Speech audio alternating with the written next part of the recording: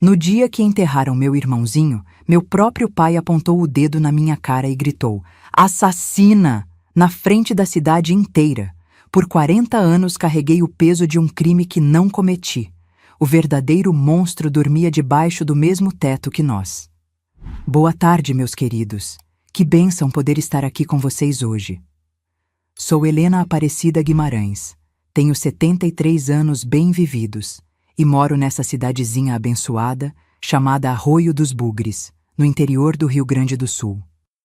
Nasci em Itambé do Mato Dentro, lá nas Minas Gerais, mas a vida me trouxe para esse cantinho do sul, que agora chamo de lar. Hoje em dia, meu maior prazer é caminhar pelas ruazinhas e trilhas aqui da região. Todo santo dia, cedinho, calço meus tênis velhos, amarro um lenço na cabeça, pego minha garrafinha d'água e saio andando por aí, explorando cada cantinho da natureza. Conheço cada árvore, cada passarinho, cada córrego dessas bandas. As pessoas daqui já se acostumaram com essa velha madrugadeira que passa cumprimentando todo mundo com um sorriso no rosto. Comecei com essas caminhadas há quase 30 anos, quando cheguei aqui. No início, era só um jeito de tentar limpar a cabeça, de espantar os pensamentos ruins que me perseguiam. Com o tempo, virou meu remédio para a alma. Nas minhas andanças, descobri lugares tão lindos que parece que Deus caprichou especialmente neles. Tem uma cachoeirinha escondida a uns 40 minutos daqui que eu considero meu cantinho sagrado.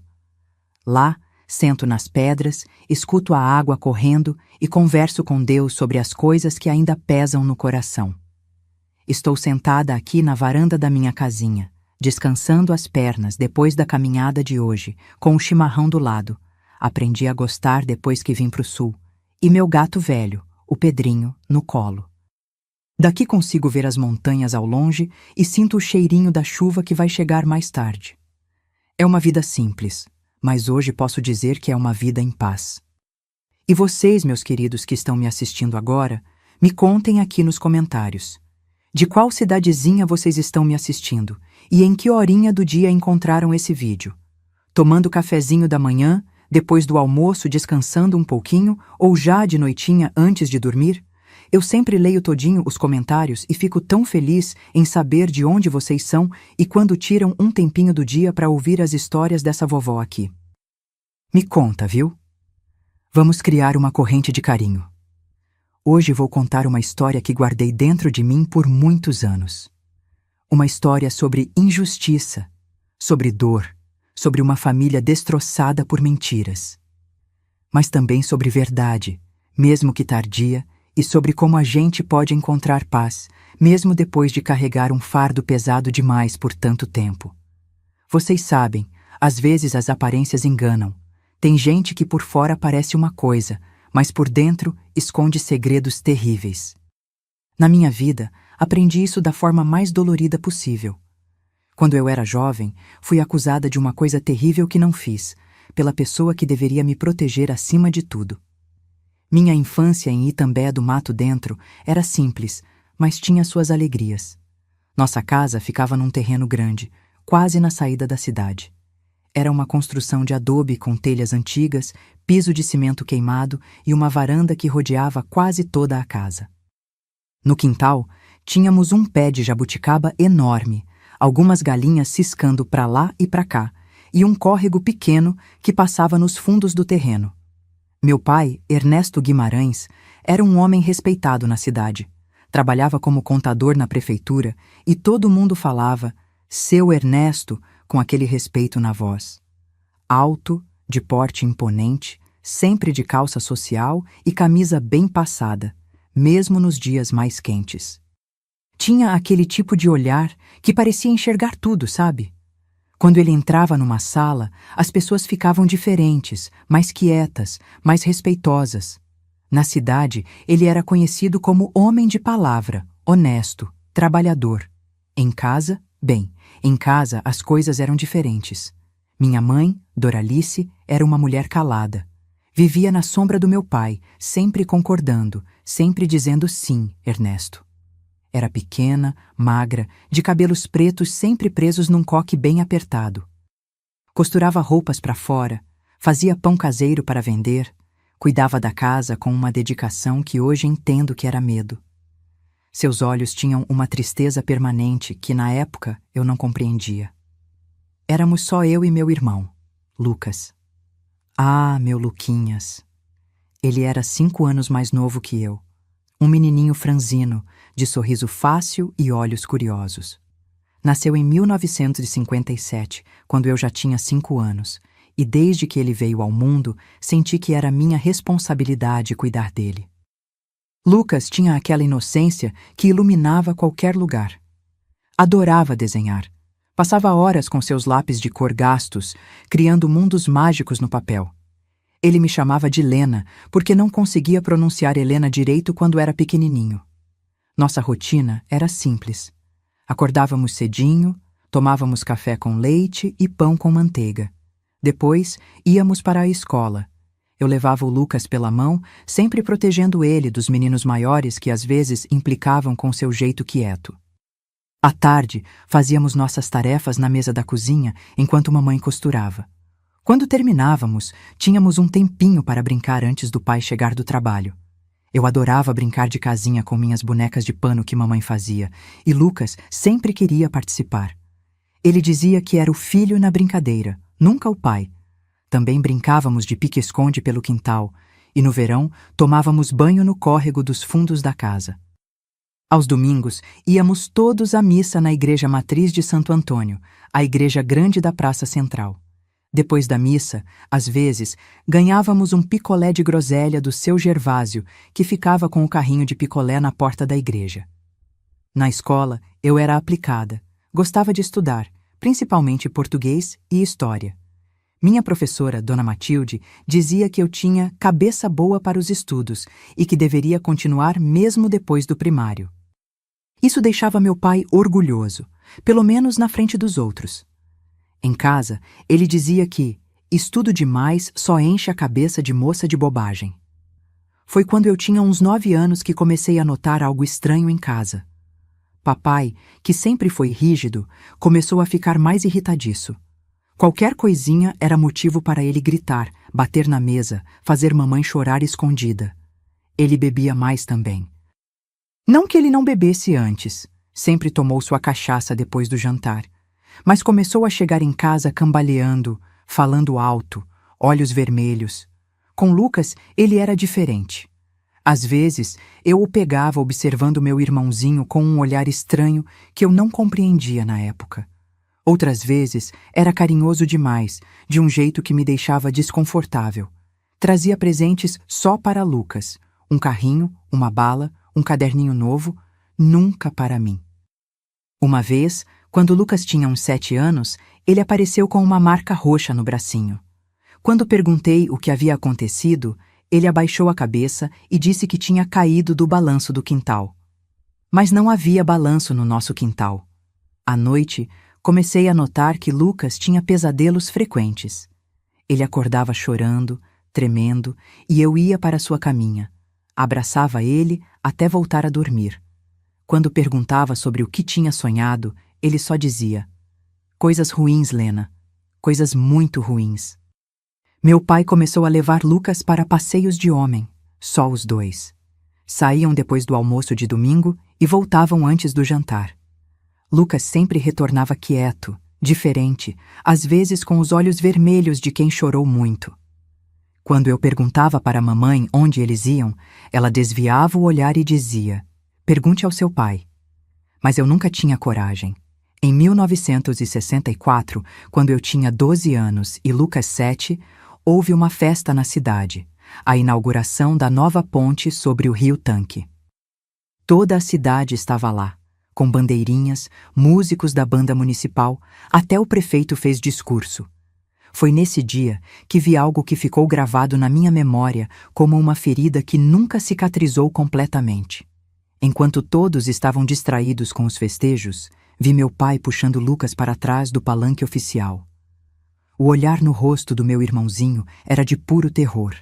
Segui eles de longe, escondida entre as árvores. O que vi naquele dia plantou em mim a primeira semente do que viria a ser a maior dor e a maior injustiça da minha vida. Mas isso, meus queridos, é uma história para o próximo momento do nosso encontro. Aquele dia, na inauguração da ponte, mudou tudo. Quando voltamos para casa, Lucas não falou uma palavra sequer. Durante o jantar, ficou mexendo na comida com o garfo, olhando para o prato como se nem estivesse ali. Papai, por outro lado, estava falante, comentando sobre o discurso do prefeito, sobre como a ponte ia trazer progresso para nossa cidadezinha. Mamãe concordava com tudo, como sempre. Naquela noite, dormi com um nó na garganta e uma certeza horrível crescendo dentro de mim. O que eu tinha visto atrás do palanque era como se um véu tivesse sido rasgado, revelando uma realidade que sempre esteve ali, escondida na nossa casa. Lembro de ficar acordada, ouvindo os soluços abafados que vinham do quarto de Lucas. Na semana seguinte, notei que Lucas começou a mudar. Meu irmãozinho, que era tão alegre e curioso, foi ficando calado, distante. Na escola, a professora dele, Dona Elisa, me chamou no intervalo para perguntar se estava acontecendo alguma coisa em casa. O Lucas parece tão diferente, Helena. Não participa mais das aulas, não brinca no recreio. Fica sozinho, desenhando aqueles desenhos escuros. Tentei conversar com ele várias vezes, mas ele sempre desviava o assunto. Não é nada, Lena, dizia, com aqueles olhos que pareciam muito mais velhos que seus 7 anos. Uma tarde, enquanto mamãe tinha ido entregar uma costura na casa de Dona Zulmira, entrei no quarto de Lucas. Ele estava deitado na cama, de costas para a porta. Pensei que estivesse dormindo, mas quando me aproximei, vi que estava desenhando. "O que você está fazendo, Luquinhas?" perguntei, sentando na beirada da cama. Ele virou o desenho rapidamente, tentando esconder. Mas eu já tinha visto. Era um desenho de um homem grande, muito grande, ao lado de uma figura pequena, que parecia estar chorando. O homem tinha um sorriso assustador no rosto. "É só um desenho bobo", ele murmurou, enfiando o papel debaixo do travesseiro. "É o papai?" perguntei, sentindo meu coração disparar. Lucas ficou muito quieto, depois assentiu levemente. "Ele faz coisas ruins, Lena", sussurrou tão baixo que quase não ouvi. "Que coisas, Luquinhas? Me conta, eu prometo que não conto para ninguém." Mas nesse momento, ouvimos a porta da frente se abrindo. Era papai chegando mais cedo do trabalho. Lucas empalideceu de um jeito que me assustou. "Não fala nada, por favor, Lena", implorou. "Ele disse que vai me mandar embora se eu contar. Disse que ninguém vai acreditar em mim, que vão dizer que estou mentindo." Aquela conversa ficou martelando na minha cabeça por dias. Comecei a observar mais, a prestar atenção em coisas que antes deixava passar. Como o papai sempre insistia para dar banho em Lucas, mesmo ele já tendo idade para se banhar sozinho. Como Lucas tremia quando o papai chamava ele para o passeio de homem. Como às vezes escutava barulhos estranhos vindo do galpão nos fundos da casa, onde papai guardava suas ferramentas. Foi no meu aniversário de 13 anos, em 1965, que algo ainda pior aconteceu. Mamãe tinha feito um bolo de fubá com goiabada, meu preferido. Cantamos parabéns na cozinha, só nós 4 mesmo. Ganhei um vestido novo que mamãe tinha costurado em segredo, e até papai parecia estar de bom humor. Depois do jantar, eu e Lucas fomos brincar no quintal enquanto a noite caía mansamente sobre Itambé. Estávamos correndo entre as árvores quando Lucas tropeçou numa raiz e caiu. Não foi uma queda feia, mas ele começou a chorar como se tivesse quebrado todos os ossos. Corri até ele preocupada e o abracei. "Tá doendo onde, Luquinhas?" perguntei, examinando seus braços e joelhos. "Aqui", ele disse, apontando para a barriga. Levantou um pouquinho a camisa e o que vi me gelou o sangue. Havia marcas arroxeadas, algumas parecendo dedos, espalhadas pelo abdômen dele. "Quem fez isso com você?" perguntei, já sabendo a resposta. Ele olhou em volta, assustado, para ter certeza de que estávamos sozinhos. "Foi no galpão", sussurrou. "Papai disse que era um jogo especial, só nosso. Mas doeu muito, Lena, e ele disse que se eu contasse para alguém, ia acontecer a mesma coisa com você." Naquele momento, algo dentro de mim mudou para sempre. Um misto de raiva, medo e uma determinação feroz de proteger meu irmãozinho tomou conta de mim. Ele não vai mais machucar você, prometi, segurando as mãos dele entre as minhas. Eu vou dar um jeito. Nas semanas seguintes, bolei um plano. Sabia que não podíamos contar com mamãe. Ela tinha muito medo de papai e sempre olhava para o outro lado quando as coisas ficavam ruins.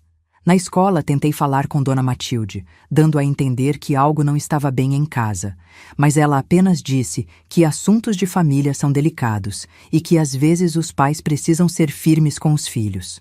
Em junho de 1965, aconteceu a festa de São João na cidade. Como sempre, montaram barraquinhas na praça, tinha quadrilha, fogueira grande. Toda a cidade participava. Decidi que aquela seria nossa oportunidade. Convenci mamãe a nos deixar ir sozinhos à festa, prometendo que tomaríamos cuidado e voltaríamos antes das 10. Na festa, encontrei Edith, minha melhor amiga da escola. O pai dela, seu Abelardo, era delegado da cidade. Tinha planejado falar com ele, contar tudo o que estava acontecendo, pedir ajuda. Esperei o momento certo, quando seu Abelardo estava sozinho perto da barraca de pescaria. Seu Abelardo, posso falar uma coisa importante com o senhor? Perguntei, juntando toda a minha coragem. Claro, Helena. O que foi, minha filha? Ele respondeu com aquele jeito calmo que tinha.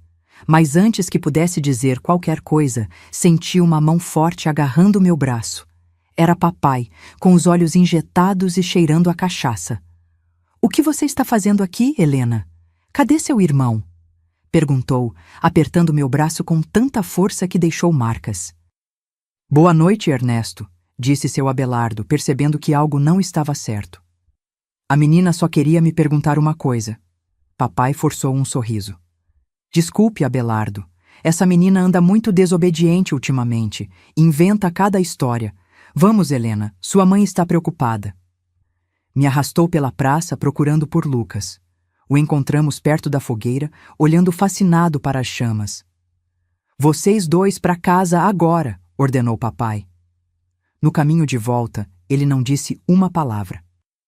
Mas seu silêncio era mais assustador que qualquer grito. Em casa, mandou Lucas direto para o quarto. Quanto a mim, me puxou para a cozinha vazia. Mamãe já tinha ido dormir. O que você ia contar para o Abelardo? Perguntou com uma voz perigosamente baixa. Nada, pai. Menti, tremendo. Não minta para mim, gritou, batendo na mesa com tanta força que os copos tilintaram. Eu vi o jeito que você anda olhando para mim. Vi você mexendo nas coisas do Lucas. Acha que sou bobo? Fiquei em silêncio, os olhos fixos no chão. Olha para mim quando estou falando com você. Ele ordenou, segurando meu queixo com força, obrigando-me a encará-lo. Se você abrir essa sua boca para contar mentiras sobre mim, vai se arrepender. Entendeu? Assenti, engolindo o choro. E fique longe do seu irmão. Você enche a cabeça dele com bobagens. Lucas é meu filho, eu decido o que é melhor para ele. Naquela noite, chorei até não ter mais lágrimas. Sabia que tinha falhado, que tinha piorado tudo. E o pior, agora papai estava atento, desconfiado. Precisaria ser mais esperta, mais cuidadosa. Nos dias que se seguiram, papai passou a controlar cada passo nosso. Não podíamos mais ir sozinhos para a escola. Ele mesmo nos levava e buscava. Proibiu Lucas de brincar comigo, dizendo que já estava na idade de parar com brincadeiras de criança. As visitas ao galpão ficaram mais frequentes. Uma noite de julho, acordei com barulhos vindos do quarto de Lucas. Levantei sorrateiramente e colei o ouvido na porta. Meu irmãozinho estava chorando e ouvi a voz de papai. Shhh, quietinho. É nosso segredo, lembra? Se a Lena ou sua mãe descobrirem, vou ter que mandar você para longe. Você não quer ir embora da sua casa, quer? Voltei para meu quarto, o coração em pedaços. Naquela madrugada tomei uma decisão. Precisava encontrar provas. Algo que pudesse mostrar para seu Abelardo. Algo que fizesse as pessoas acreditarem. No dia seguinte, durante o almoço, papai anunciou que levaria Lucas para pescar no Rio Tanque no domingo. Só nós dois como homens fazem, disse, bagunçando o cabelo de Lucas, que manteve os olhos fixos no prato. Foi então que tive uma ideia. O galpão. Se havia alguma prova, estaria lá. Decidi que, enquanto eles estivessem fora no domingo, eu entraria no galpão e procuraria qualquer coisa que pudesse usar para salvar meu irmão. Mas o destino tinha outros planos para nós. No sábado à noite, véspera do passeio de pesca, houve uma tempestade terrível. Raios, trovões, o vento sacudindo as janelas da casa. Lucas tinha pavor de tempestades. Corri para o quarto dele quando começou, para acalmá-lo como sempre fazia. Ele estava encolhido debaixo das cobertas, tremendo. Vai passar, Luquinhas, sussurrei, abraçando-o. É só barulho, não vai machucar você. Foi quando notei que ele não estava tremendo só de medo. Estava quente, muito quente. Estou me sentindo mal, Lena, disse ele com a voz fraca. Minha barriga dói muito.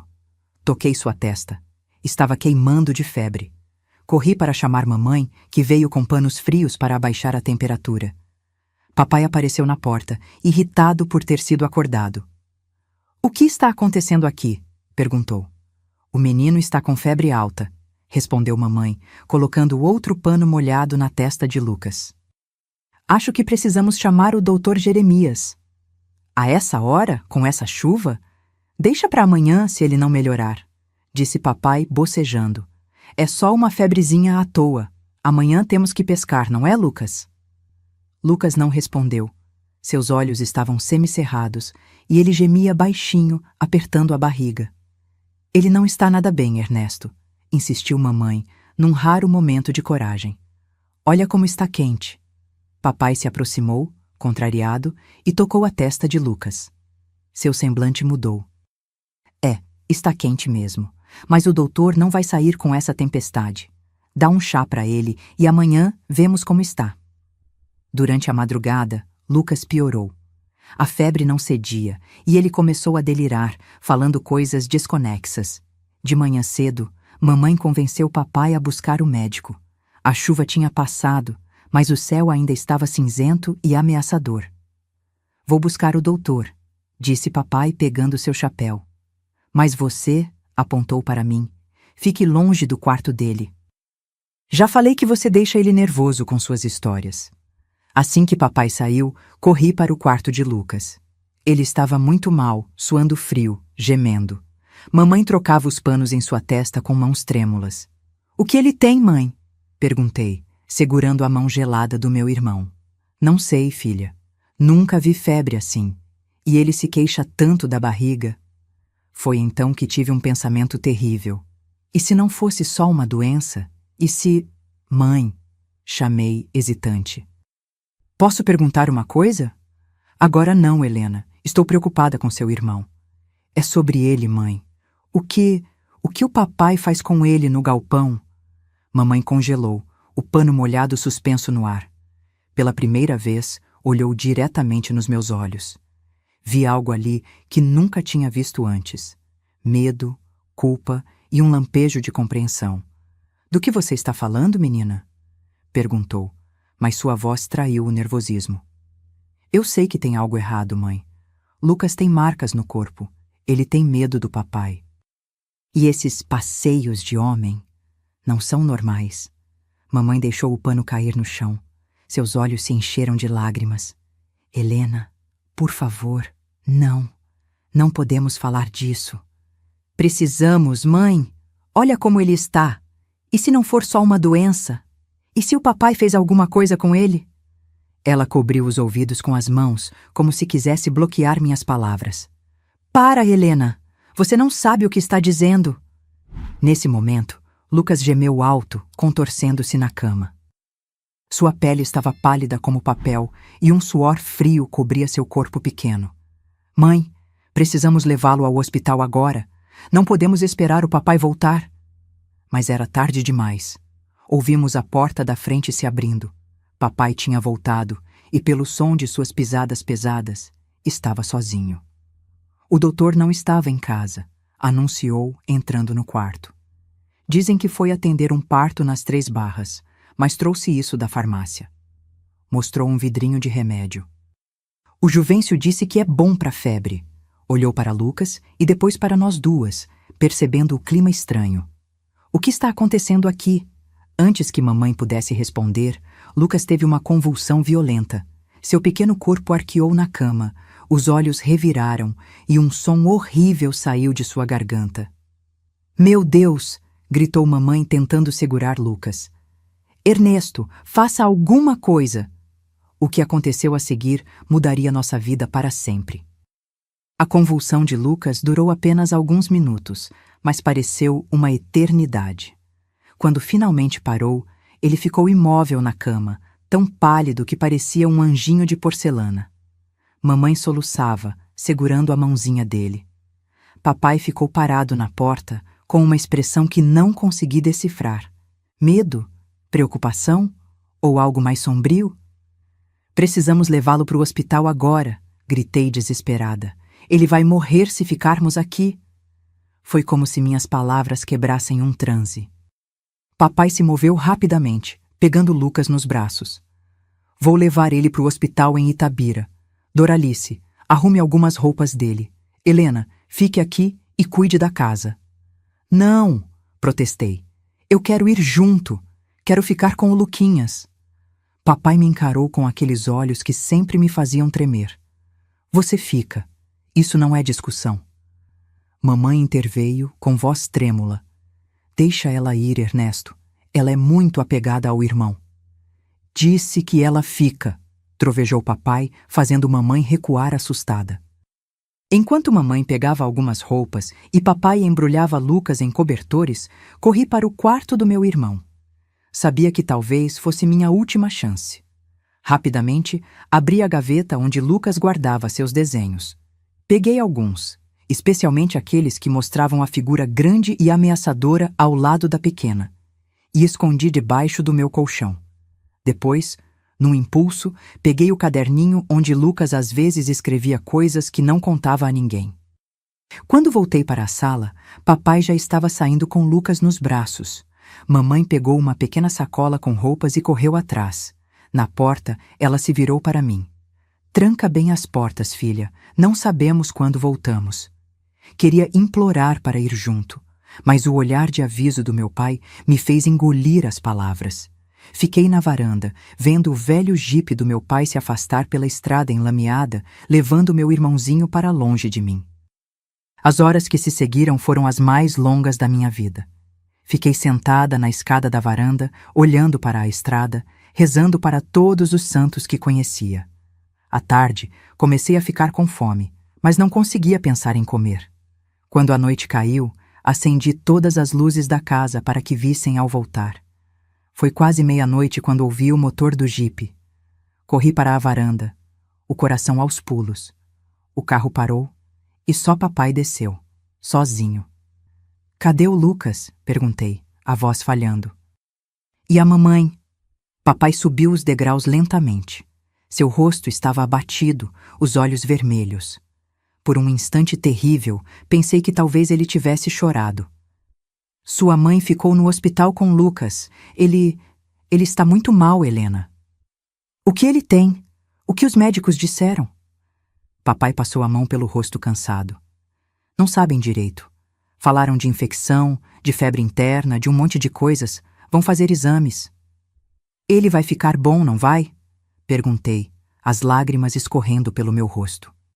Papai não respondeu. Entrou na casa, foi direto para a cozinha e se serviu de um copo grande de cachaça. Bebeu tudo num gole só. Vai dormir, Helena. Amanhã cedo volto para o hospital. Se você se comportar, talvez possa ir junto. Não consegui dormir naquela noite.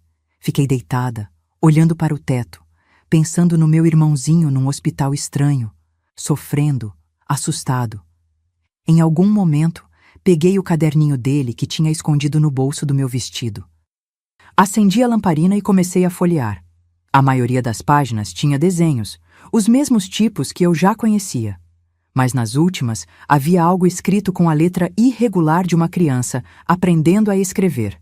Não gosto do galpão. Dói muito. Papai diz que é nosso segredo. Lena brigou com papai hoje. Tenho medo que ele machuque ela também. Queria contar para alguém, mas papai diz que ninguém vai acreditar. A última anotação me deixou gelada. Papai deu um remédio ruim ontem. Disse que era para eu ser um bom menino. Fiquei com sono e minha barriga doeu a noite toda. Remédio ruim? Será que papai estava... Não, não podia ser. Mesmo ele não faria uma coisa dessas com o próprio filho. Mas então me lembrei das marcas, dos pesadelos, da febre repentina. Uma suspeita terrível começou a crescer dentro de mim. Na manhã seguinte, papai estava na cozinha quando desci. Tinha feito café e parecia mais composto. Vamos para o hospital depois do café, disse ele. Vesti essa roupa bonita que sua mãe fez. Não quero que as pessoas fiquem falando que não cuido dos meus filhos. O tom dele me incomodou. Era como se estivesse mais preocupado com o que os outros iam pensar do que com o estado de Lucas. O hospital ficava em Itabira, a cidade maior mais próxima, a uns 30 quilômetros de Itambé. Fizemos a viagem quase em silêncio. Só quando estávamos chegando, papai falou: Helena, o médico vai fazer perguntas. Sobre o Lucas, sobre a casa. Você sabe o que dizer, não sabe? Que tipo de perguntas, pai? Perguntei, fingindo inocência. Sobre como ele se machucou, essas coisas. Você vai dizer que ele é um menino muito ativo, que vive caindo, se metendo em confusão, que brinca com os animais da vizinhança. Entendeu? Assenti, sentindo um nó na garganta. Ele queria que eu mentisse, que ajudasse a esconder o que ele tinha feito. O Hospital São Francisco era um prédio branco de 2 andares. No balcão da recepção, uma freira de idade nos recebeu. Viemos ver Lucas Guimarães, disse papai. Sou o pai dele, Ernesto. Minha esposa passou a noite aqui. A freira consultou um livro grande. Sim, quarto 8. O médico está com ele agora. Podem aguardar na sala de espera. Enquanto caminhávamos pelo corredor, vi mamãe saindo de uma porta. Parecia que tinha envelhecido 10 anos em uma noite. Olheiras profundas, cabelo desgrenhado, olhos inchados de tanto chorar. Ernesto, Helena, disse ela, abraçando-me forte. O doutor está lá dentro, quer falar com você, disse para papai. Como está o Lucas? Perguntei ansiosa. Mamãe desviou o olhar. Ele está lutando, minha filha. Papai entrou no quarto, deixando-nos no corredor. Aproveitei para interrogar mamãe. O que os médicos disseram, mãe? O que ele tem? Eles falaram muitas coisas complicadas, filha. Infecção interna, febre alta e... Ela hesitou, baixando a voz. Eles viram as marcas no corpo dele. Fizeram muitas perguntas. Meu coração acelerou. Que tipo de perguntas? Como ele se machucou, se ele caiu, se alguém bateu nele? Ela engoliu em seco. Helena, eles suspeitam. Suspeitam que alguém machucou o Lucas de propósito. Era a primeira vez que mamãe sequer insinuava algo assim. Suas mãos tremiam enquanto falava. Eu disse que ele é um menino ativo, que vive caindo, mas não sei se acreditaram. A porta do quarto se abriu, e um médico de meia-idade, cabelos grisalhos e óculos pequenos, saiu acompanhado do meu pai. Papai tinha uma expressão fechada, como uma tempestade prestes a desabar. Senhora Guimarães, disse o médico dirigindo-se à minha mãe. Gostaria de falar com a família toda, incluindo a irmã. Podemos usar a sala ali? Seguimos o médico para uma pequena sala de reuniões. Quando todos estávamos sentados, ele fechou a porta e se sentou à nossa frente, com uma pasta na mão. Meu nome é Dr. Maurício Mendes. Sou o médico responsável pelo caso do Lucas. Ele tirou os óculos e esfregou os olhos cansados. Vou ser direto com vocês. O estado do menino é grave. Ele tem uma infecção interna severa, possivelmente resultado de trauma físico. Que tipo de trauma? Perguntei, antes que pudesse me conter. O médico me olhou com uma expressão que não consegui decifrar. Trauma abdominal. Há lesões internas consistentes com... com pancadas fortes ou pressão excessiva na região. Papai interveio. Doutor, já expliquei. O menino vive se acidentando. Na semana passada, mesmo caiu do pé de jabuticaba. O médico continuou, como se não tivesse ouvido. Além disso, encontramos outros sinais preocupantes. hematomas em diferentes estágios de cicatrização, indicando que não foram causados ao mesmo tempo, alguns bem recentes, outros de semanas atrás. As crianças se machucam brincando, doutor, insistiu papai, a voz começando a subir. O senhor não tem filhos? Tenho 3, respondeu o médico calmamente. E sei diferenciar machucados de brincadeira de outros tipos de lesões. Um silêncio pesado caiu sobre a sala. Mamãe estava de cabeça baixa, lágrimas silenciosas caindo em seu colo. Tem mais uma coisa, continuou o médico. Encontramos vestígios de uma substância no sangue do Lucas. Ainda estamos analisando, mas parece ser algum tipo de sedativo, não prescrito por médico. A senhora sabe de algum remédio que ele tenha tomado? Dirigiu-se à minha mãe. Mamãe levantou a cabeça, confusa. Não, só um xarope para tosse às vezes. E ontem, o remédio para a febre que Ernesto trouxe da farmácia. Posso ver esse remédio? Pediu o médico. Ficou em casa, respondeu papai rapidamente. Era só um remédio comum para a febre, o Juvencio da farmácia que recomendou. O médico fez algumas anotações em sua pasta. Entendo. Bem, precisaremos fazer mais exames e... Ele hesitou, olhando diretamente para a mamãe. Dadas as circunstâncias, terei que notificar as autoridades. É o procedimento padrão em casos como este. Que autoridades? Perguntou papai, a voz perigosamente baixa. A polícia, senhor Guimarães. A suspeita de maus tratos.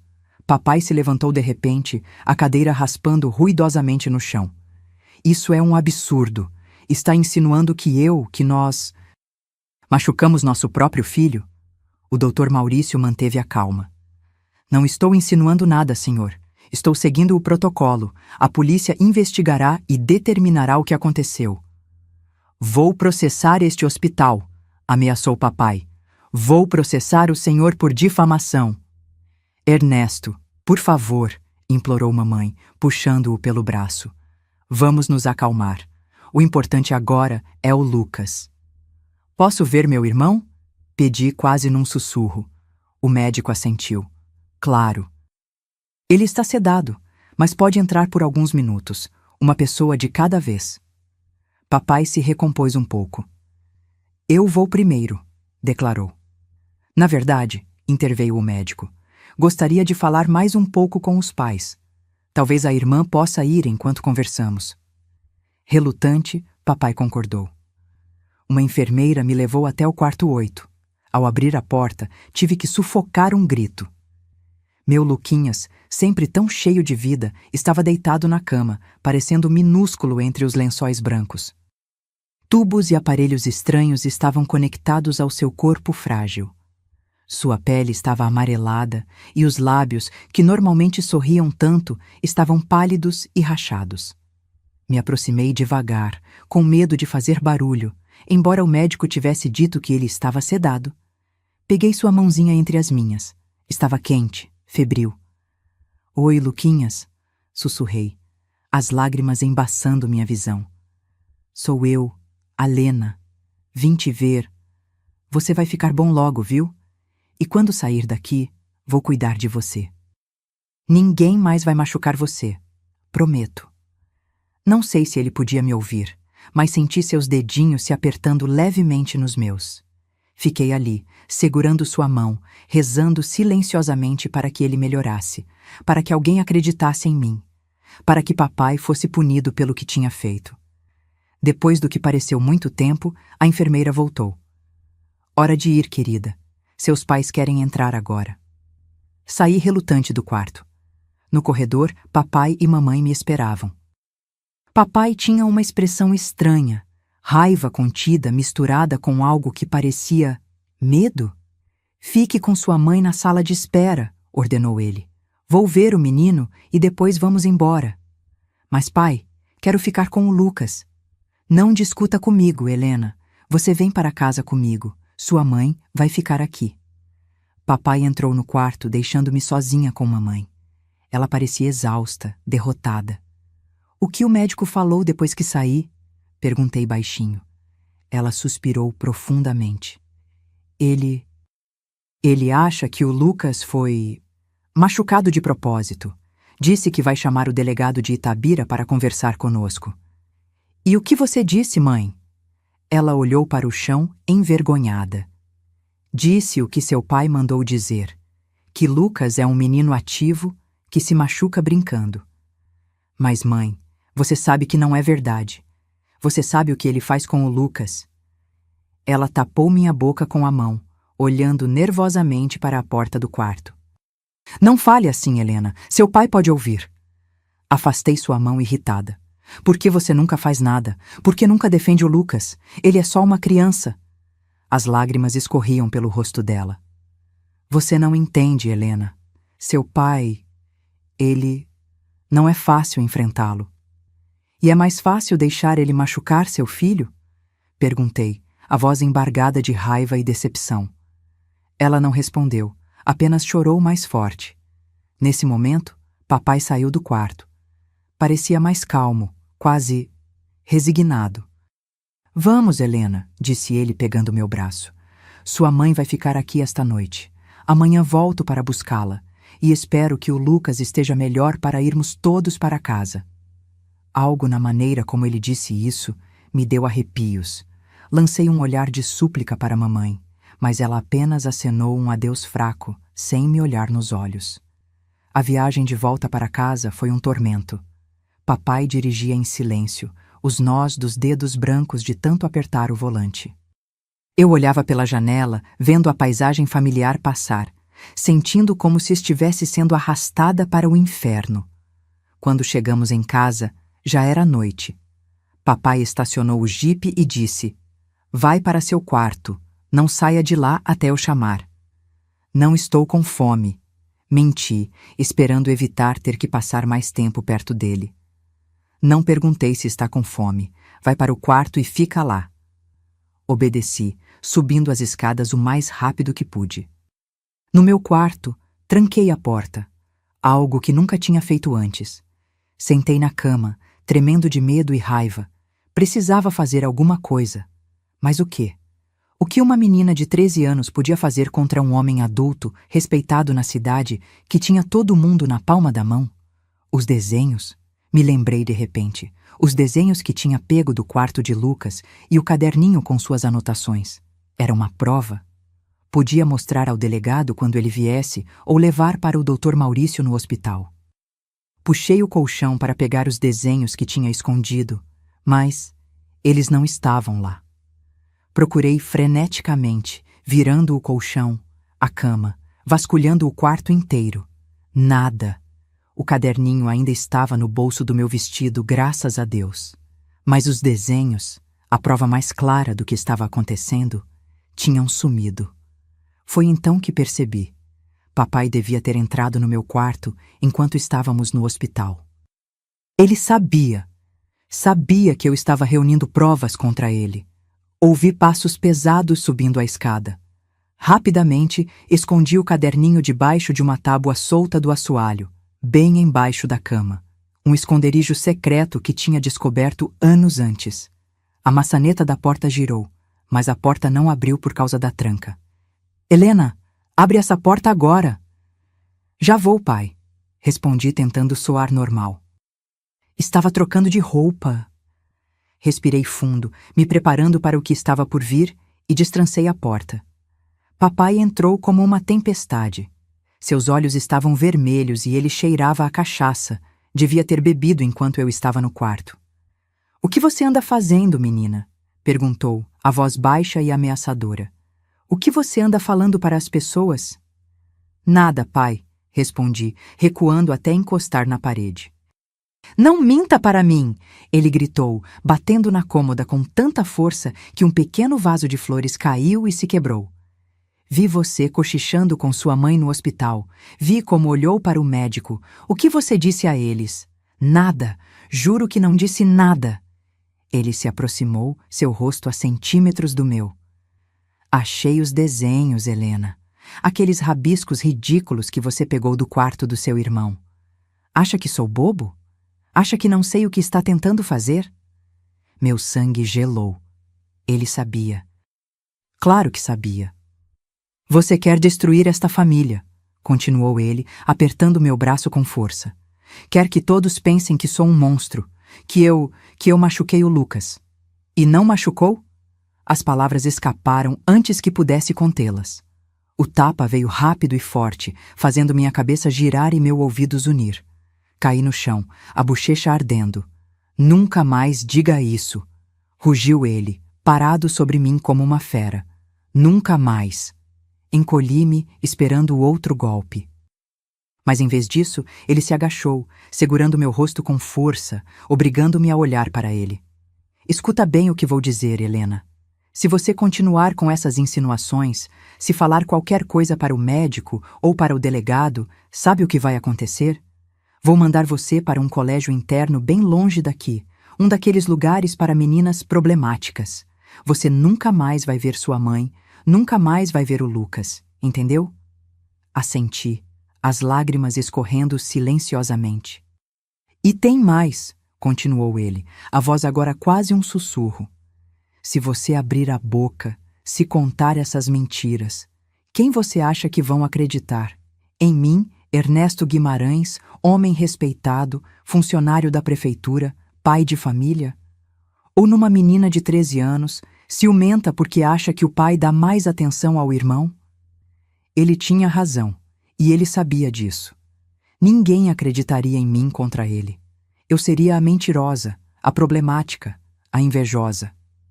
Agora, disse ele, levantando-se, vai dormir. Amanhã cedo vamos para o hospital, e você vai se comportar.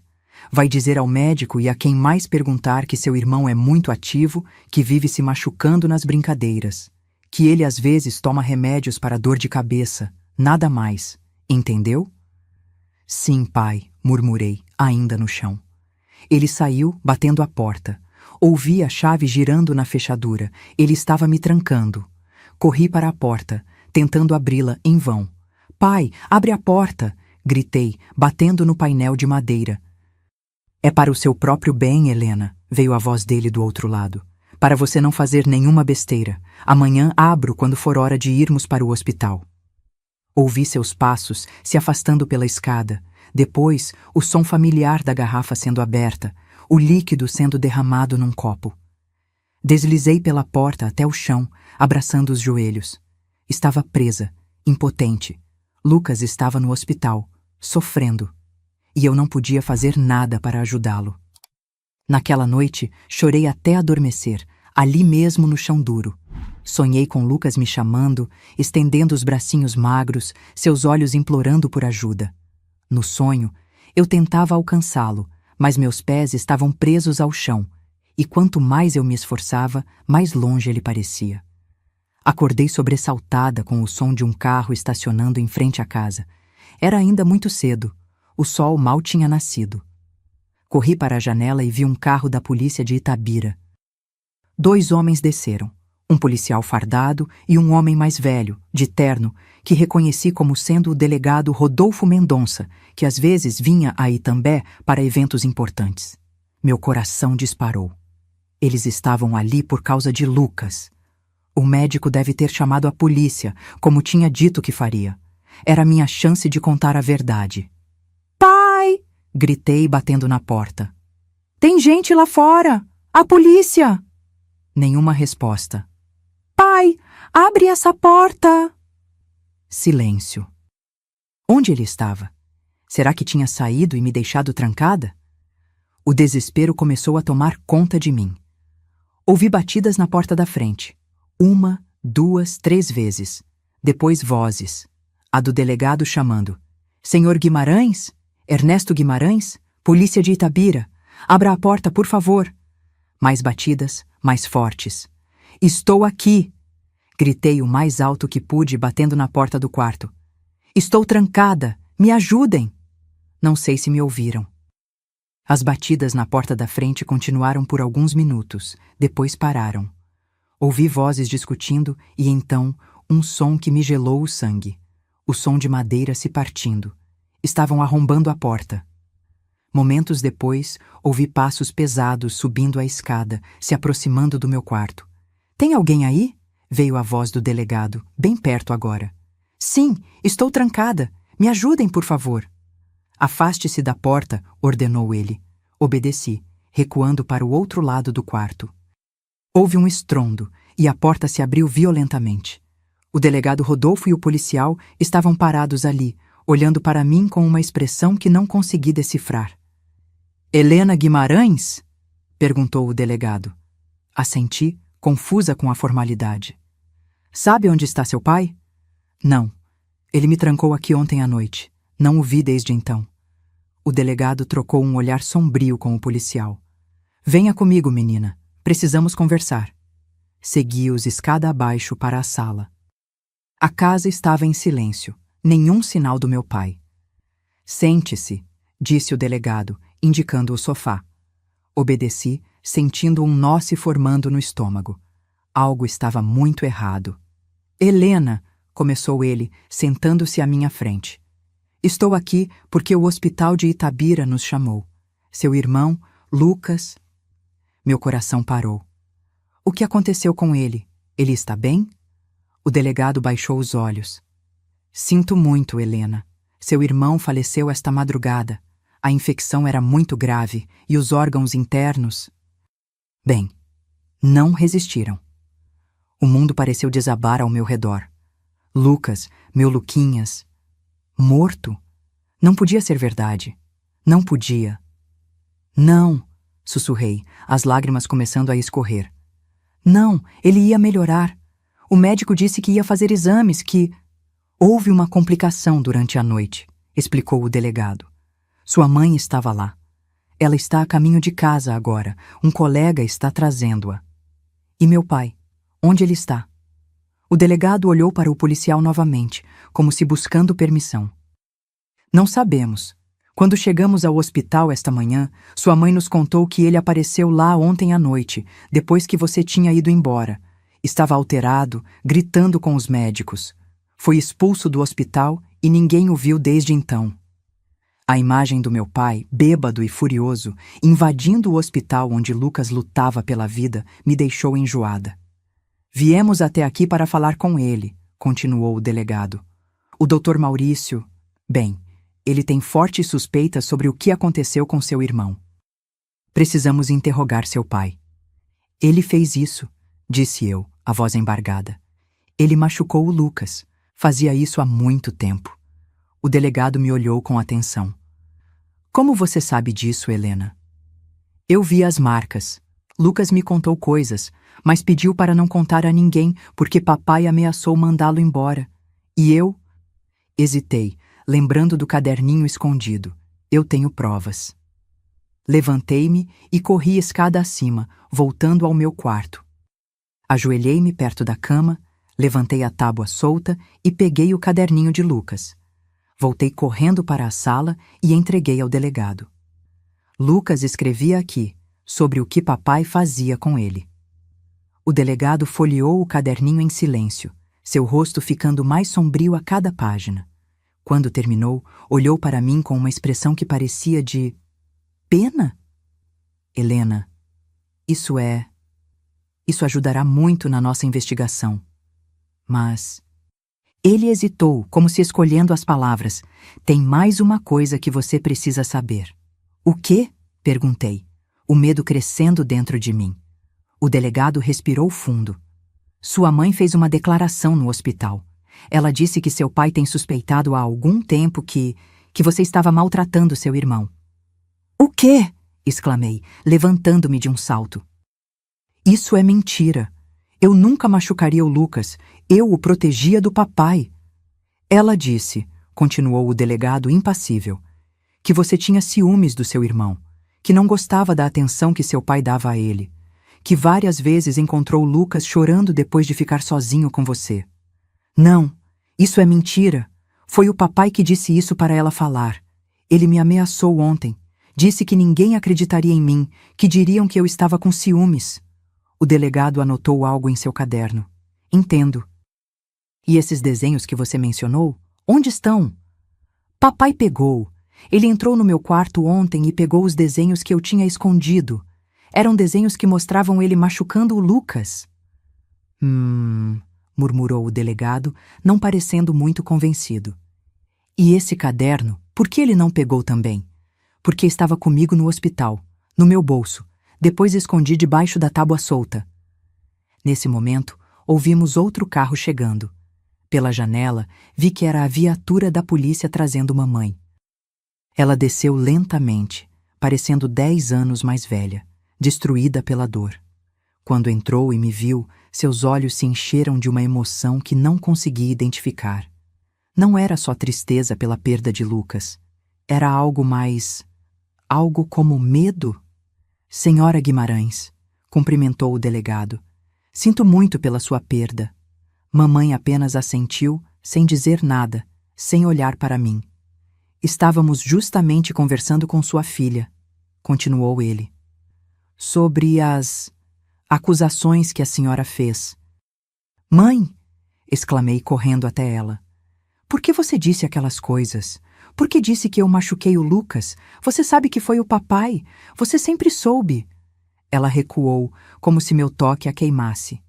Helena, filha, você precisa de ajuda. Do que você está falando? Perguntei, incrédula.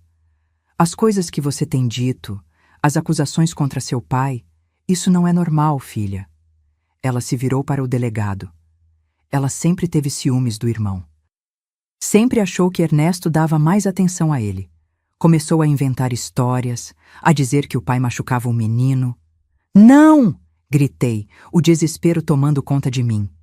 Isso é mentira! Você sabe que é mentira! Viu? Disse mamãe ao delegado, as lágrimas escorrendo pelo rosto pálido. Ela fica assim, descontrolada.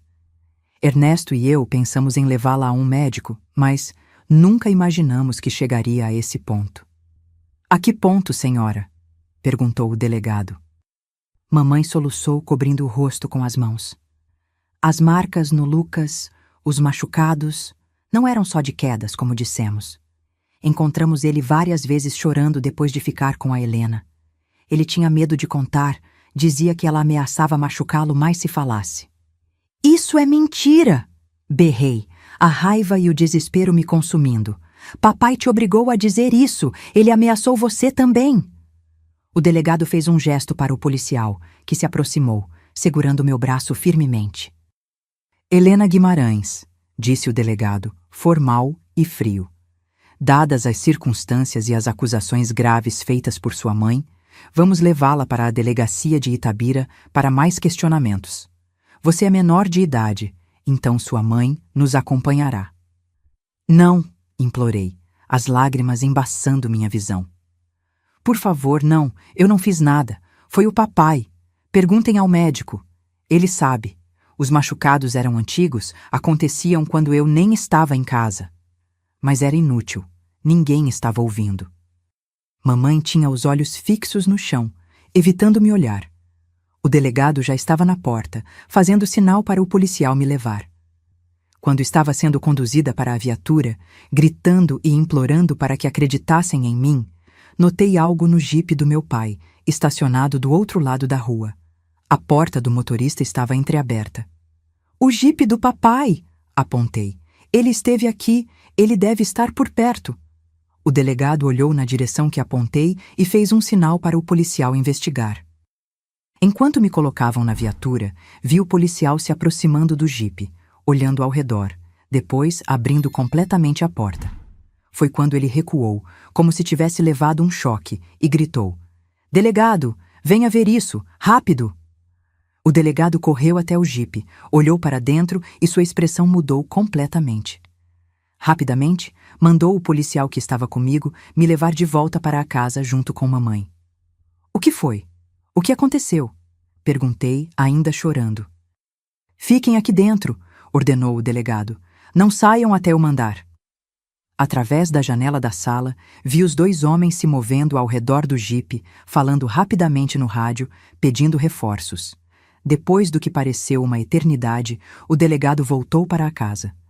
Seu rosto estava grave, a expressão séria. "Senhora Guimarães", disse ele dirigindo-se à minha mãe, "encontramos seu marido."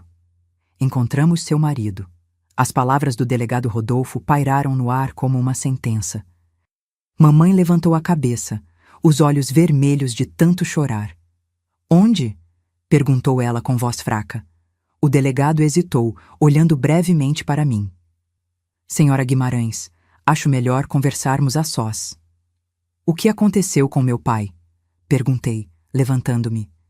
Ele está morto, não está? A expressão do delegado confirmou minhas suspeitas antes mesmo que ele falasse.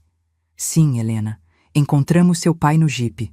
Parece que ele tirou a própria vida.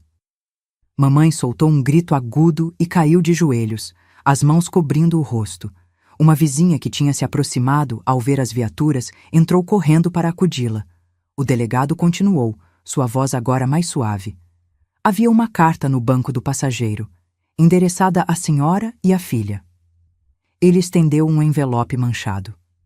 Com as mãos trêmulas, peguei o envelope. A letra do meu pai, normalmente firme e decisiva, estava irregular, como se tivesse sido escrita com pressa, ou sob grande perturbação. Leia você, filha, sussurrou mamãe, ainda no chão, incapaz de se levantar. Não tenho forças. Abri o envelope e desdobrei a carta. O papel cheirava a cachaça e tinha manchas. Lágrimas, talvez. A caligrafia era quase ilegível em alguns trechos, mas consegui decifrar. Doralice e Helena, quando lerem isso, já não estarei mais aqui. Não posso continuar vivendo com o que fiz. O Lucas, meu filho, ele se foi, e a culpa é toda minha. Sei que não há perdão para o que fiz com ele todos esses anos.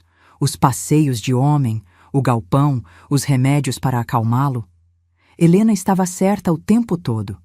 Ela tentou protegê-lo e eu a ameacei, a silenciei.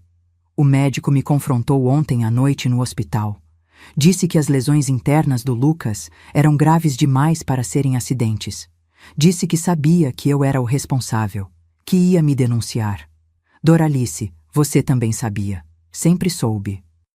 Fechou os olhos, fingiu que nada estava acontecendo. E agora ajudou a acusar nossa própria filha para me proteger. Que Deus nos perdoe. Helena, minha filha, sei que você nunca vai me perdoar. Não espero isso. Só quero que saiba que, em meu último momento de lucidez, reconheci a verdade. Você estava certa. Você tentou salvar seu irmão enquanto todos nós falhamos com ele. Não consigo viver com esse peso. Não consigo enfrentar o que fiz. Esta é a única saída que encontrei. Ernesto. Quando terminei de ler, um silêncio pesado caiu sobre a sala. Mamãe soluçava, curvada sobre si mesma, como se quisesse desaparecer. O delegado Rodolfo olhava fixamente para um ponto na parede, dando-nos um momento. Posso ver a carta? Pediu ele finalmente, estendendo a mão. Entreguei o papel, sentindo-me estranhamente vazia. Deveria estar sentindo alívio? Raiva? Tristeza? Não sabia identificar o turbilhão de emoções que me assolava.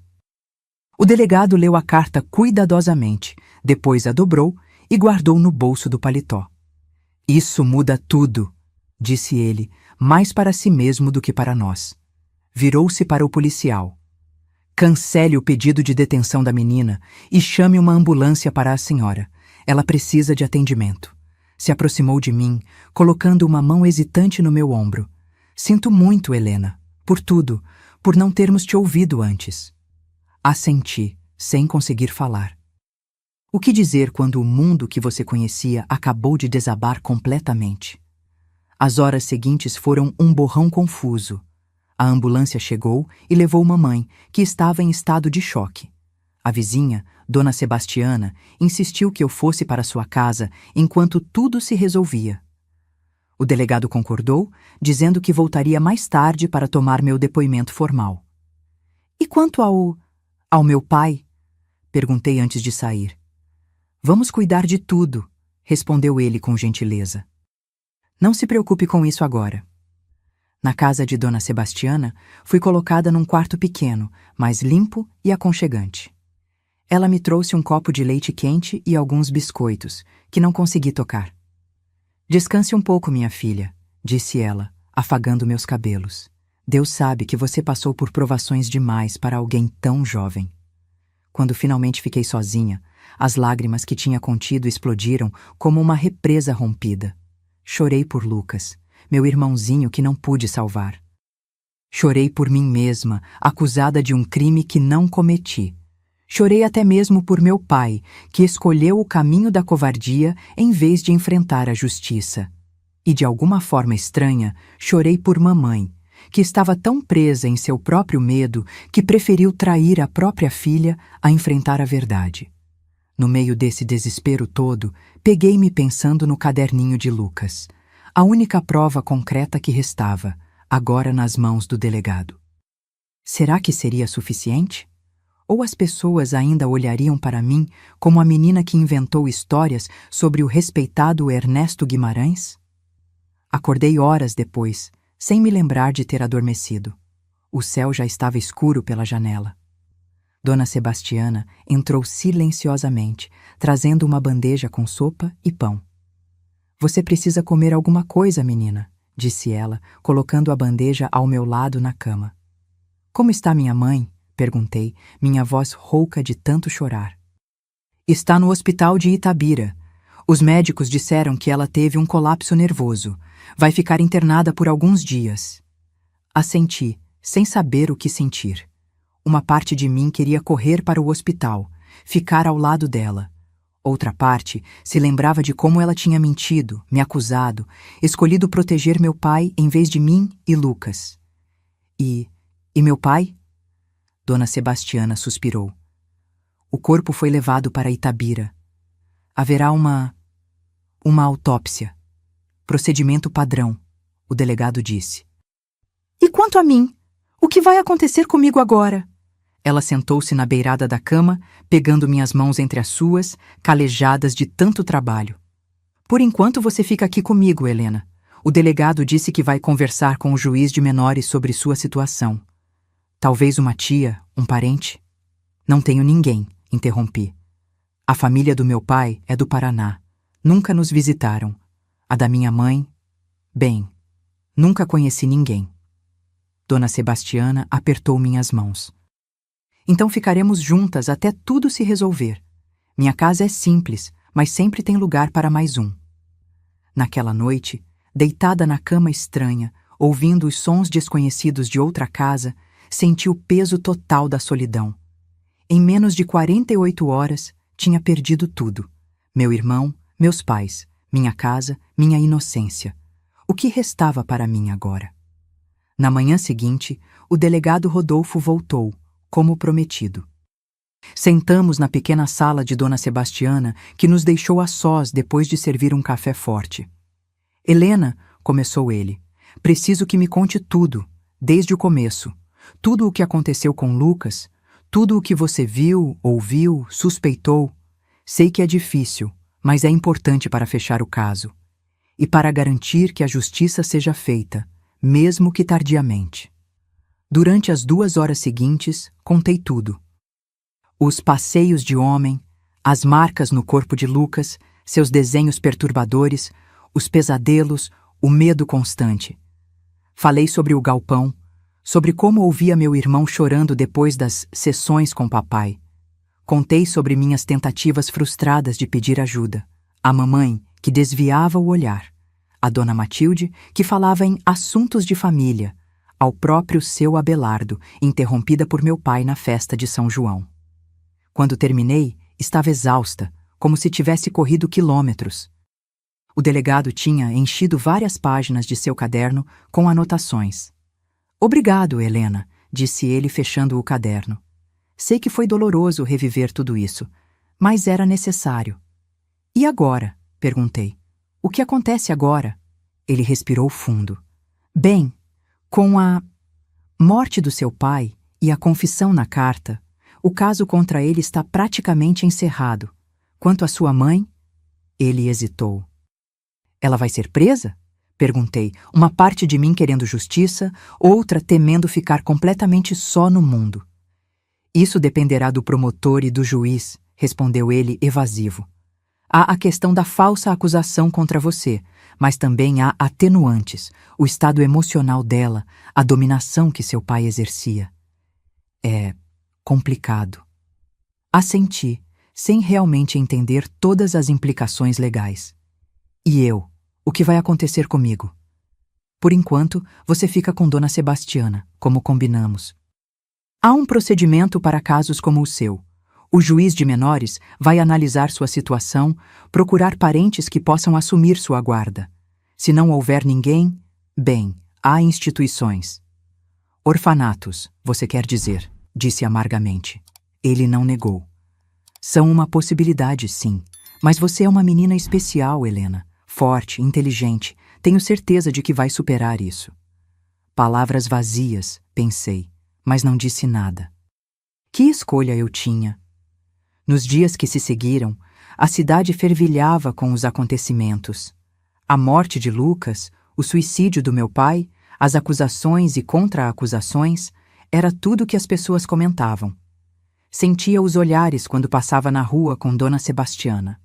Alguns de pena, outros de curiosidade mórbida, alguns até de desconfiança, como se ainda houvesse dúvidas sobre minha inocência.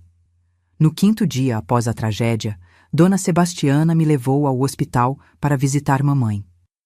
Ela estava em um quarto pequeno, de paredes brancas e uma janela que dava para um pátio interno. Quando entramos, ela estava sentada na cama, olhando fixamente para as mãos pousadas no colo. Doralice, chamou Dona Sebastiana suavemente. Olha quem veio te ver. Mamãe levantou os olhos lentamente. Quando me viu, seu rosto se contorceu numa máscara de dor. Helena, sussurrou, estendendo os braços trêmulos. Hesitei. Uma parte de mim queria correr para ela, enterrar o rosto em seu peito como fazia quando era pequena. Outra parte lembrava-se da traição, das mentiras, das acusações. Vou deixar vocês a sós, disse Dona Sebastiana, saindo discretamente.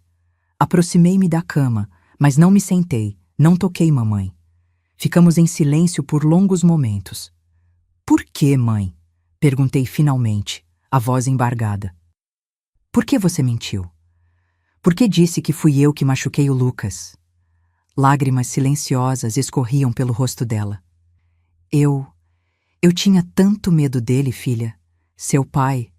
Quando ele olhava para mim daquele jeito, eu fazia qualquer coisa. Até mesmo acusar sua própria filha de um crime horrível. Ela baixou a cabeça envergonhada. Não tenho desculpas, Helena.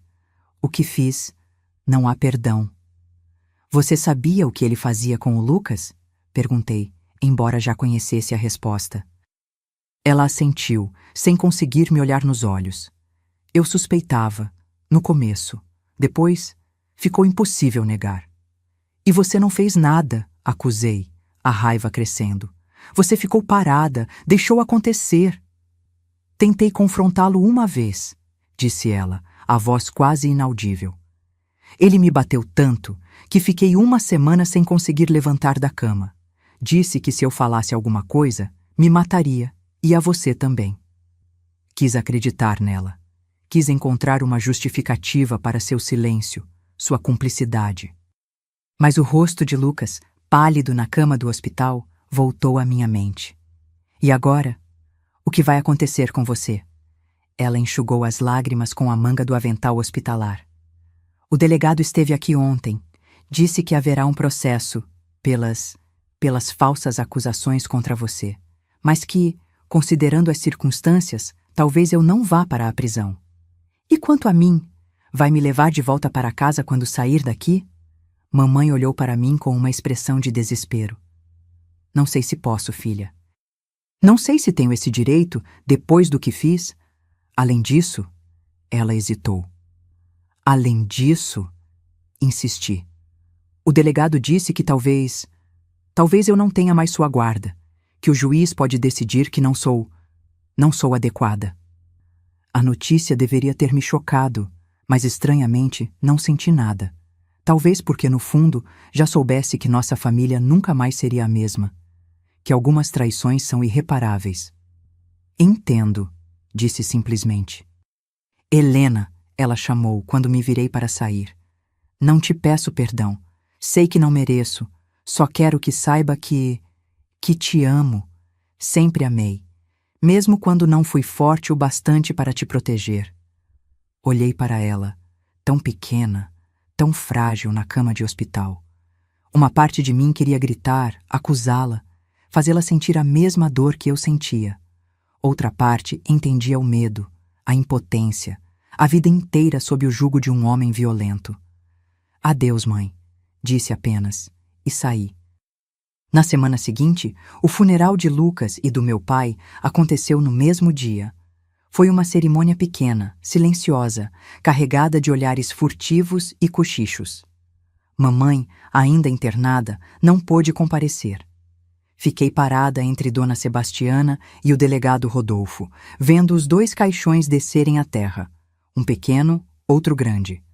O contraste me pareceu terrivelmente simbólico.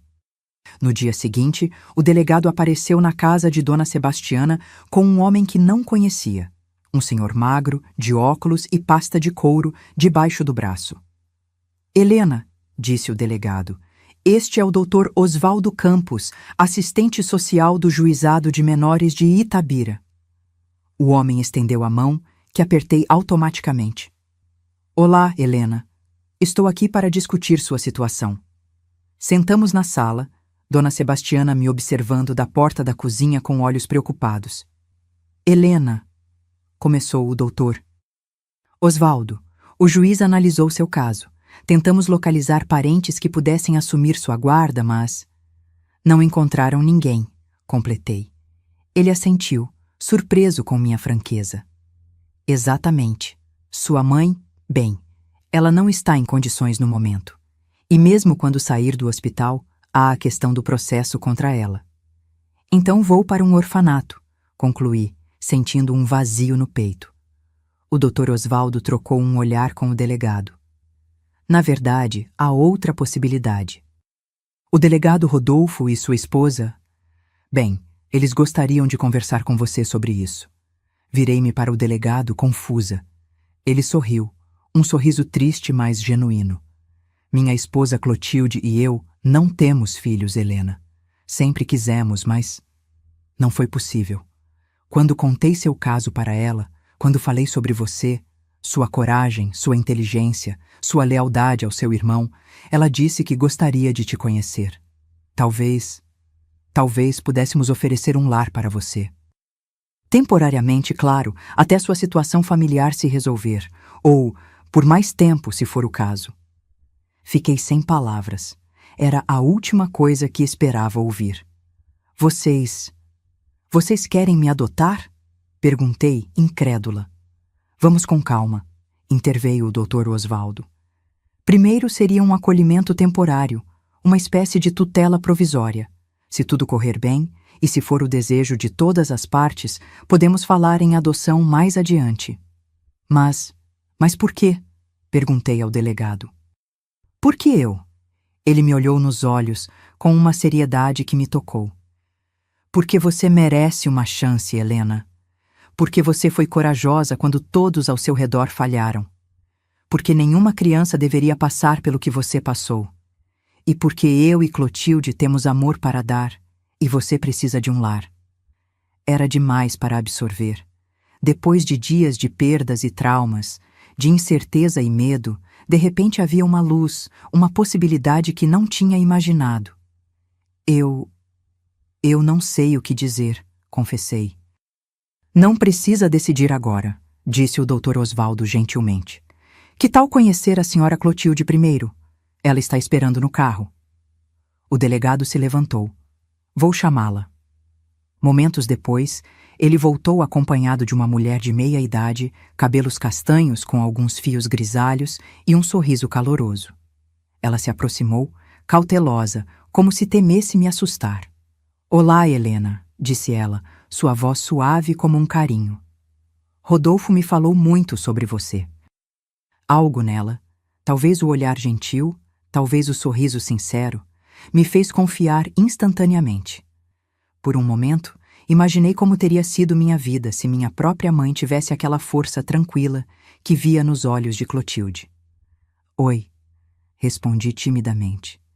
Sei que deve estar confusa, assustada, continuou ela, sentando-se ao meu lado. Não quero que pense que estamos tentando substituir sua família. Ninguém nunca poderia fazer isso. Só queremos oferecer um lugar seguro onde você possa se recuperar, crescer, ser a menina incrível que você é. Olhei para ela, depois para o delegado, depois para o Dr. Osvaldo, que sorria encorajadoramente. E quanto à minha mãe? Perguntei. Ela ainda é minha mãe. Claro que é, respondeu Clotilde. E você poderá vê-la sempre que quiser, quando ela estiver melhor. Isso não muda quem você é ou de onde veio, Helena. O delegado se ajoelhou à minha frente. Helena, você passou por coisas que nenhuma criança deveria passar. Protegeu seu irmão quando todos falharam com ele. Foi forte quando precisava ser. Agora, deixe alguém cuidar de você por um tempo. Deixe-nos tentar fazer isso. Lágrimas que nem sabia que estava segurando começaram a escorrer pelo meu rosto. Não eram lágrimas de tristeza, nem de medo. Eram de alívio, de esperança, de possibilidades que não tinha ousado imaginar. Eu gostaria de tentar, disse finalmente, minha voz quase um sussurro. Clotilde sorriu, seus olhos brilhando com lágrimas contidas. Nós também, querida. Nós também. Naquela noite, arrumei as poucas coisas que tinha trazido para a casa de Dona Sebastiana em uma pequena mala. No fundo, coloquei cuidadosamente o único tesouro que me restava, uma foto antiga de Lucas, sorrindo, sentado no balanço da praça. Era o dia do seu aniversário de 6 anos, um dos poucos momentos felizes que conseguia lembrar. Antes de dormir, peguei a foto e olhei longamente para o rostinho sorridente do meu irmão. Consegui provar a verdade, Luquinhas, sussurrei para a imagem. Consegui mostrar o que ele fez com você. Sinto muito por não ter conseguido te salvar, mas você está em paz agora. E um dia nos encontraremos de novo. No dia seguinte, deixei Itambé do Mato Dentro, o lugar onde nasci, onde vivi minha curta infância, onde perdi tudo o que amava. No banco traseiro do carro do delegado Rodolfo, com Clotilde segurando minha mão, olhei pela janela enquanto as casas familiares, a igreja, a praça, tudo ia ficando para trás. Não sabia o que o futuro me reservava em Itabira. Não sabia se algum dia conseguiria superar completamente o trauma do que havia acontecido. Não sabia se, um dia, encontraria em mim a capacidade de perdoar minha mãe. Mas sabia uma coisa. A verdade, por mais dolorosa que fosse, tinha finalmente vindo à tona. A justiça, mesmo que tardia e incompleta, tinha sido feita. E pela primeira vez em muito tempo, senti que talvez, apenas talvez, houvesse um caminho à frente para mim. Um caminho que não apagaria o passado, mas que me permitiria construir um futuro onde a sombra de Ernesto Guimarães não dominaria para sempre minha existência. Minha mudança para Itabira com o delegado Rodolfo e Dona Clotilde foi meu verdadeiro recomeço. Aos 13 anos, comecei uma vida nova, longe das sombras do passado. O casal me deu muito mais que um teto. Me deu segurança, respeito e, com o tempo, um amor sem condições que nunca tinha conhecido. Quanto à minha mãe, ela foi julgada por omissão e negligência. Recebeu uma pena suspensa devido às circunstâncias atenuantes de ter vivido sob coação. Ficou internada por quase 1 ano em uma instituição para tratamento psiquiátrico. Quando saiu, estava uma mulher diferente, mais lúcida, mas carregando um peso que nunca a abandonaria. Visitei-a algumas vezes por ano. Nosso relacionamento nunca voltou a ser o que era antes. Como poderia? Mas com os anos, encontramos um caminho para uma reconciliação silenciosa. Ela nunca mais voltou a morar em Itambé. Mudou-se para Montes Claros, onde uma prima distante a acolheu. Trabalhou como costureira até falecer em 1992, aos 62 anos. O caso da morte de Lucas e do suicídio do meu pai chocou a região. Por meses, fui a filha do Ernesto, a irmã do menino que morreu. Mas o delegado Rodolfo e Dona Clotilde me protegeram dos olhares e cochichos. Matricularam-me na Escola Estadual Coronel José Batista, onde pude, aos poucos, construir uma nova identidade. Quando completei 16 anos, eles me adotaram oficialmente. Tornei-me Helena Mendonça, um novo nome para uma nova vida. A adoção foi meu segundo nascimento. Naquele dia, o juiz me perguntou se eu queria manter meu sobrenome original ou adotar o deles. Não hesitei um segundo. Queria deixar para trás tudo que me ligava ao nome Guimarães. Formei-me no ensino médio, com notas exemplares, e consegui uma bolsa para estudar pedagogia na Universidade Federal de Minas Gerais, em Belo Horizonte. Escolhi essa carreira porque queria trabalhar com crianças, protegê-las, estar atenta aos sinais que ninguém percebeu em Lucas. Foi na faculdade que conheci Joaquim, um estudante de direito que se tornou meu melhor amigo e, anos depois, meu marido. Quando lhe contei minha história, algo que fiz apenas com pessoas muito especiais, ele não demonstrou pena nem horror. Apenas me abraçou longamente e disse: "Você é a pessoa mais forte que já conheci." Em 1976, aos 24 anos, me formei e casei com Joaquim. No mesmo ano, começamos a trabalhar juntos em projetos de proteção à infância. Ele como advogado e eu como educadora. Criamos o primeiro programa de conscientização sobre abuso em Belo Horizonte. Transformamos nossa dor em ação. Em 1980, fui abençoada com o nascimento do meu primeiro filho, que chamei de Lucas, uma homenagem ao irmãozinho que não pude salvar. 3 anos depois, nasceu nossa filha, Clara. Criá-los foi minha maior alegria e meu maior desafio. Cada febre, cada choro, cada machucado inocente me trazia de volta memórias dolorosas. Mas o amor, esse amor imenso e protetor, foi mais forte que o medo. Em 1995, Joaquim recebeu uma proposta para trabalhar no Tribunal de Justiça do Rio Grande do Sul. Decidimos mudar para Arroio dos Bugres, uma cidadezinha tranquila que nos acolheu de braços abertos. Lá, continuei meu trabalho com crianças, fundando um centro de apoio para famílias em situação de vulnerabilidade. A verdade é que minha vida foi reconstruída tijolo por tijolo.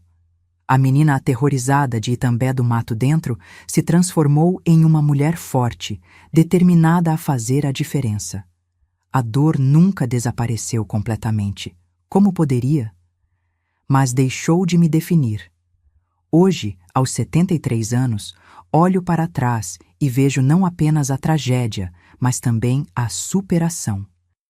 Meus filhos cresceram saudáveis e felizes. Tenho 3 netos maravilhosos. Joaquim partiu há 5 anos, vítima de um infarto, mas tivemos quase 4 décadas de um amor verdadeiro e curador.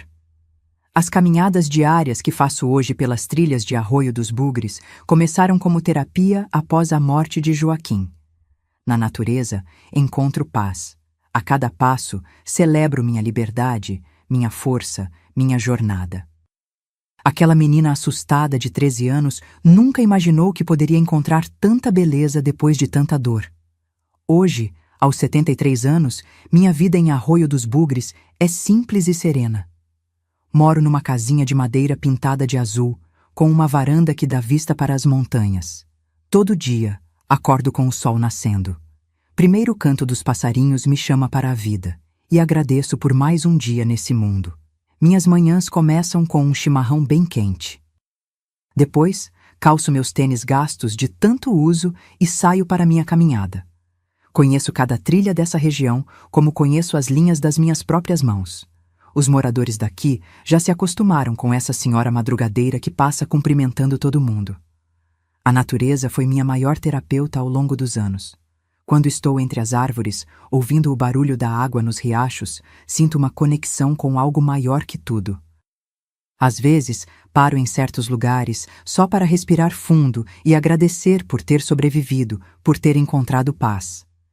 Depois da caminhada, cuido da minha horta nos fundos da casa. Tenho de tudo um pouco: alface, tomate, cebolinha e minhas queridas ervas medicinais que aprendi a cultivar com Dona Clotilde. Ela me ensinou que plantar é um ato de fé no futuro e levo isso comigo até hoje. Às tardes, geralmente passo recebendo visitas. Meu filho Lucas vem toda semana com os netos, Felipe de 15 anos e Marina de 12. Eles adoram ouvir histórias dos tempos antigos, como chamam. Claro que escolho com cuidado o que conto. Há coisas que pequenos ouvidos não precisam saber ainda. Minha filha Clara mora mais longe, em Porto Alegre, onde trabalha como juíza de direito familiar. Ela seguiu os passos do pai na justiça, mas com um foco especial em casos envolvendo crianças. Nos falamos por telefone toda semana, e nas férias ela vem passar um tempo comigo. Tenho tanto orgulho dela. Através do trabalho de Clara, sinto que de alguma forma meu irmãozinho Lucas continua fazendo diferença neste mundo. Aos sábados, vou ao centro comunitário, onde coordeno um grupo de apoio para mulheres e crianças. Não é um trabalho formal. Me aposentei oficialmente há mais de 10 anos, mas é um compromisso do coração.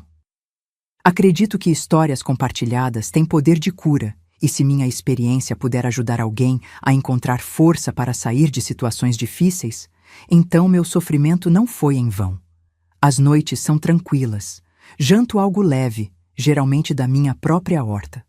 Depois, sento na varanda com meu gato velho, o Pedrinho, no colo. Olho para o céu estrelado e converso silenciosamente com aqueles que já partiram.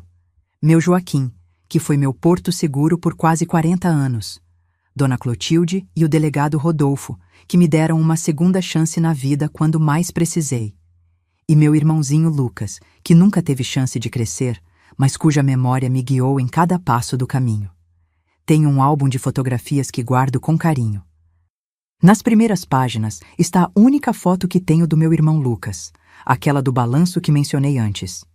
Depois, fotos da minha formatura, do meu casamento com Joaquim, do nascimento dos meus filhos e tantos outros momentos preciosos. É como se cada página virasse um capítulo daquela história triste, transformando-a em algo novo, algo que vale a pena ser vivido. Há 5 anos, quando Joaquim partiu, pensei que não suportaria. Foram 42 anos juntos, construindo um amor que foi meu maior remédio. Nos primeiros meses sem ele, me perdi. Foi quando comecei a caminhar todos os dias, no início só para cansar o corpo na esperança de conseguir dormir à noite. Com o tempo, essas caminhadas se transformaram em minha maneira de continuar conectada com a vida, com a natureza, com o presente. As pessoas me perguntam se não me sinto sozinha nesta casa. Como poderia? Carrego comigo tantas histórias, tantas vidas que tocaram a minha. E mais, tenho meus vizinhos que se tornaram família, meus netos que enchem a casa de alegria quando visitam, e os membros do meu grupo de apoio que confiaram em mim suas próprias histórias de dor e superação. A verdade é que aprendi que a felicidade não é ausência de dor ou de lembrança. É encontrar significado mesmo nas experiências mais difíceis. É transformar cicatrizes em força. É olhar para trás sem que o passado te arraste de volta, mas sim te impulsione adiante. Quando vejo as notícias sobre casos de abuso, ainda sinto aquela pontada no peito. Ainda me pergunto quantos Luquinhas estão por aí, silenciados, invisíveis. Mas em vez de me paralisar, esse sentimento me move. Através do centro comunitário, da fundação que ajudei a criar com Joaquim, do trabalho da minha filha Clara, sei que estamos fazendo diferença. Pequena, talvez, mas real.